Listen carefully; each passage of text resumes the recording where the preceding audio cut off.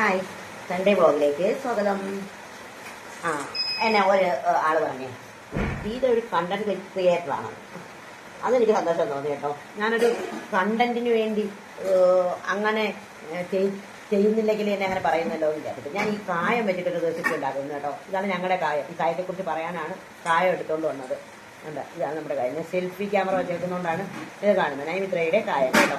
ഈ കായം വെച്ചിട്ടാണ് ഉണ്ടാക്കാൻ പോകുന്നത്. അപ്പം ഉണ്ടാക്കുന്നതെല്ലാം കാണിക്കാം. എല്ലാവരും കൂടെ വാ. എല്ലാം വിശദീകരിക്കുന്നില്ല, വീഡിയോ നീണ്ടു പോകും. അപ്പം നമുക്ക് ഉണ്ടാക്കാം. നല്ല മഴയുണ്ട് കേട്ടോ. അമ്മായി കായം കൊണ്ടു വയ്ക്കണേ. അപ്പോൾ എല്ലാവരും വാ. ആ കായം മേടിക്കാൻ. അങ്ങനെ സൺഡേ വ്ളോഗാണ് കേട്ടോ.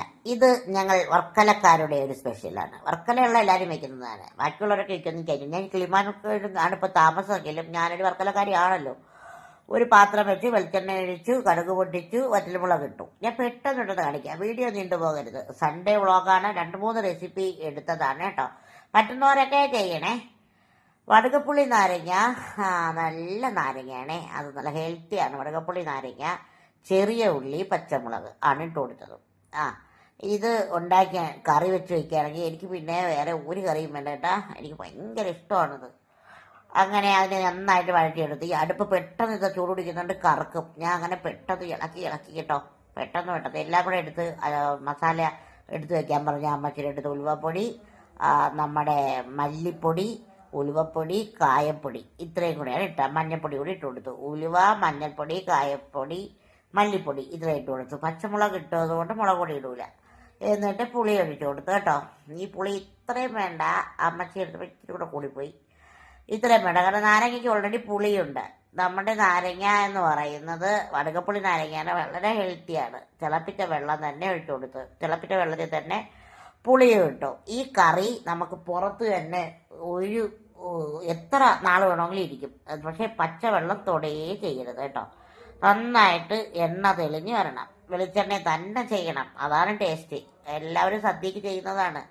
മുളക് പൊടിയിലും ചെയ്യും, പച്ചമുളകിലും ചെയ്യും. അങ്ങനെ അതേ പച്ചമുളക് ചെയ്തിട്ട് ഈ കളർ എന്താ നിങ്ങൾ ചോദിക്കൂലേ? മഞ്ഞപ്പൊടിയൊക്കെ ഇട്ടില്ലേ, മല്ലിപ്പൊടിയൊക്കെ അതായിരിക്കും. ശർക്കര കൂടി ഇട്ട് കൊടുത്ത്. അമ്മച്ചി ഉപ്പുമൊക്കെ വേണ്ട, നല്ല സൂപ്പറെന്ന് പറഞ്ഞ് അങ്ങനെ അതങ്ങ് വെച്ചു. എന്നിട്ട് അതിനെ മാറ്റി വയ്ക്കാം. ഈ കറി വെച്ചാൽ എനിക്ക് കുറേ ദിവസത്തേക്ക് അത് മതി. എന്നിട്ട് നമ്മളിതേ വേറൊരു സ്പെഷ്യൽ കറി വെച്ചിരുന്നു. വളരെ ടേസ്റ്റിയായ ചോറിനും ചപ്പാത്തിക്കും ദോശയ്ക്കും ഒക്കെ പറ്റിയൊരു കറി. തോരപ്പരിപ്പാണേ.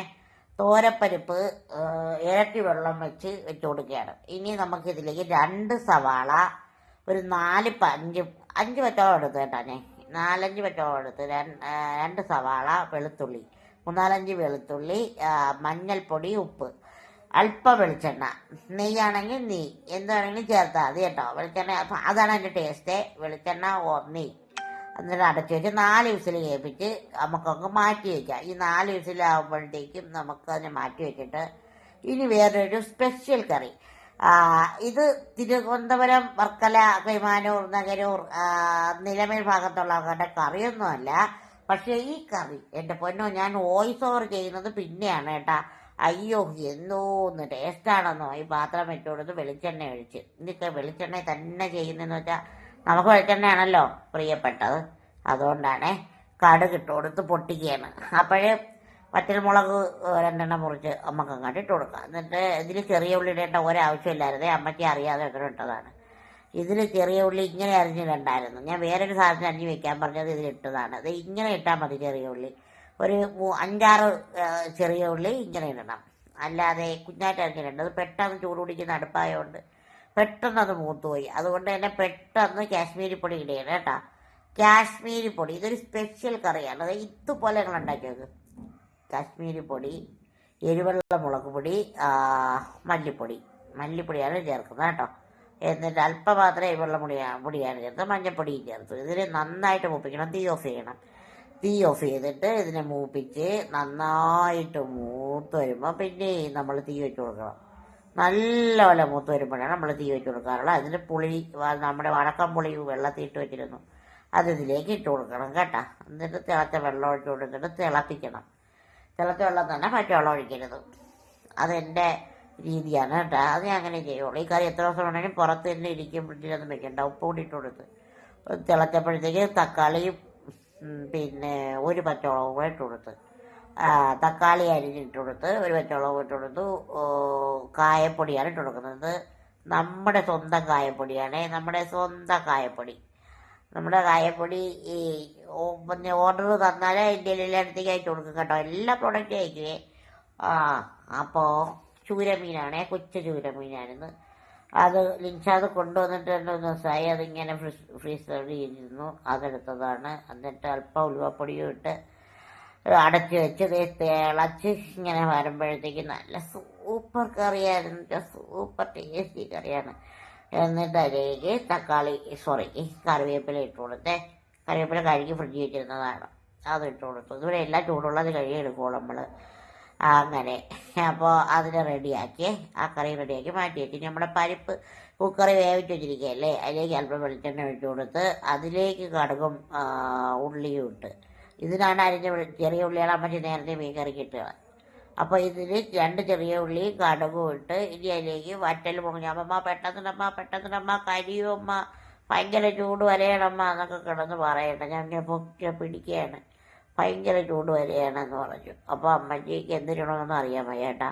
പെട്ടെന്ന് അമ്മച്ചിക്ക് അതെടുക്കണോ ഇതെടുക്കണോ എന്ന് അറിയാൻ വയ്യ. അപ്പോൾ എന്നിട്ട് കുറച്ച് ഉടച്ച് ഇതിനോട് ചേർത്ത് കൊടുത്തു പരിപ്പ്, സവാളയും വെളുത്തുള്ളിയൊക്കെ വെച്ചത്. എന്നിട്ട് ഇത് നമ്മൾ തക്കാളി ഇതിലിട്ട് വഴറ്റണമായിരുന്നു എണ്ണയിൽ. ഇത് ഈ ചൂട് കൂടി എല്ലാം കൂടെ ആയപ്പോൾ കൺഫ്യൂഷനായി. കടുക് പൊട്ടിച്ചിട്ട് നമ്മൾ തക്കാളി അതിലിട്ട് വഴറ്റിയെടുത്താൽ അതിൽ കൂടെ ടേസ്റ്റ് ആവും കേട്ടോ. എന്നിട്ട് ഈ കടുക് പൊട്ടിക്കുന്നത് അല്പം നെയ്യ് കൂടി വെച്ച് കൊടുത്താൽ ഭയങ്കര ടേസ്റ്റുള്ള ഒരു കറിയായിട്ട് ഇത് മാറും. അങ്ങനെയും ചെയ്യാം കേട്ടോ. ഇതൊരു ഭയങ്കര സൂപ്പറുള്ള പരിപ്പ് കറിയാണേ. പുളി ഒഴിച്ചു കൊടുത്ത്, പുളി ഒഴിക്കുന്നത് ചോറിന് കഴിക്കാനാണേ. അപ്പത്തിനൊക്കെ ആണെങ്കിൽ നിങ്ങൾ 2 തക്കാളിയൊക്കെ ഇട്ട് കൊടുത്താൽ മതിയാവും കേട്ടോ. എന്നിട്ട് അതിലേക്ക് തക്കാളി അരിഞ്ഞിട്ട് കൊടുത്തു. ഇതെനിക്ക് തോന്നുന്നു എൻ്റെ ആ വെളിച്ചെണ്ണയും നെയ്യിൻ്റെയും ടേസ്റ്റാണ് കൂടുതൽ ഇങ്ങനെ എറിച്ചിരിക്കുന്നതെന്ന് തോന്നുന്നു. അത്ര നല്ല ടേസ്റ്റാണ് ഈ കറി കേട്ടോ. ഇത് സത്യമായിട്ട് ഞാൻ കണ്ടുപിടിച്ചതാണേ. ഞാൻ കണ്ടുപിടിച്ചത് തന്നെ കേട്ടോ. ഇതിലേക്ക് നമ്മൾ മല്ലിപ്പൊടിയാണ് ചേർത്ത് കൊടുത്തത്. തിളച്ച് വന്നപ്പോൾ മല്ലിപ്പൊടി ചേർത്ത് കൊടുത്തു, അല്പം മല്ലിപ്പൊടി. ഇത് ഞാൻ കണ്ടുപിടിച്ച കറിയാണ്, വേറെ ആരും കണ്ടുപിടിച്ചൊന്നുമില്ല. ഇതിലെ പല കറികളൊക്കെ യൂട്യൂബിലൊക്കെ ഉണ്ട്, പക്ഷേ എനിക്കതൊക്കെ കണ്ടപ്പോൾ അങ്ങനെ അത്ര അങ്ങോട്ട് ഇഷ്ടപ്പെട്ടില്ല. ഇത് നമ്മൾ ഓണത്തിന് വെച്ചിരുന്നു, ഈ കറി എല്ലാവർക്കും ഇഷ്ടപ്പെട്ടു. ഒരു ദിവസം ഇതാണ് വെച്ചത്.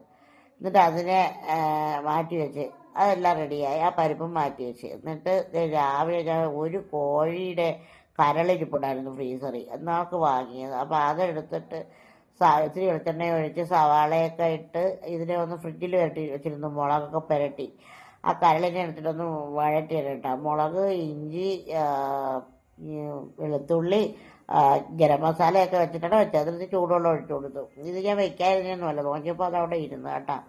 അപ്പോൾ ചേച്ചി എടുത്ത് അത് ചെയ്ത് കഴിക്കാൻ വേണ്ടി അവൾ കഴിച്ചില്ല. അപ്പോൾ പിന്നെ എനിക്ക് കളയണ്ടല്ലോ എന്ന് വിചാരിച്ചിട്ട് എടുത്തേണേ. എനിക്ക് അങ്ങനെ നമ്മൾ ഒരു ദിവസം ഇങ്ങനെ ചിക്കൻ പൊടിച്ചപ്പോൾ അതിലുണ്ടായിരുന്നതായിരുന്നു, നമ്മൾ എടുത്തില്ല, അത് ഫ്രിഡ്ജിൽ വെച്ചിരുന്നതാണ് കേട്ടോ.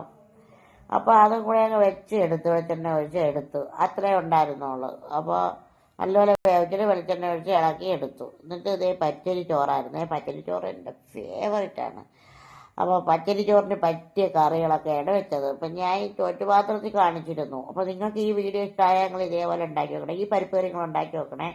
ഉണ്ടാക്കി നോക്കിയിട്ട് നിങ്ങൾ അഭിപ്രായങ്ങൾ പറയണം. അപ്പം നിങ്ങൾ അഭിപ്രായം പറയുമ്പോഴത്തേക്ക് ഞാൻ പറഞ്ഞുതരാം. ഇത് ഞാൻ പറഞ്ഞത് നിങ്ങൾക്ക് മനസ്സിലാവും ഞാൻ പറഞ്ഞ കള്ളാണോ.